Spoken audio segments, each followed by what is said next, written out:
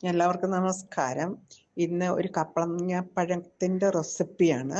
ഇത് നമ്മുടെ പറമ്പിൽ നിന്നും പറിച്ചെടുക്കുന്നതിൽ 1% പോലും ഒരു കെമിക്കൽ അതിൽ അടങ്ങിയിട്ടില്ല. കപ്പളങ്ങാപ്പഴത്തിന് വളരെ ഔഷധ ഗുണങ്ങളുണ്ട്. അതിൻ്റെ പച്ചക്കായ്ക്കും അതിൻ്റെ കൂമ്പിനും ഒക്കെ ഡിഫറൻ്റ് ഔഷധ ഗുണങ്ങളാണ്. അത് കോൺസിപ്പേഷൻ അല്ലെങ്കിൽ മലബന്ധത്തെ തടയുന്നു.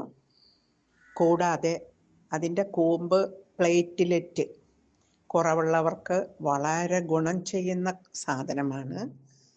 അതുപോലെ കുട്ടികൾ ഉണ്ടാകാത്തവർക്ക് മക്കളുണ്ടാകാൻ പഴുത്ത കപ്പളത്തിലെ കുരു അത് വൃത്തിയാക്കി ഉണക്കി പൊടിച്ച് അതിലേക്ക് അരോമ തെറാപ്പിയിലെ ചില കണ്ടന്റും കൂടെ ചേർത്ത് കഴിക്കുന്നത് വളരെ ഗുണം ചെയ്യുന്ന ഒരു ഔഷധമാണ്.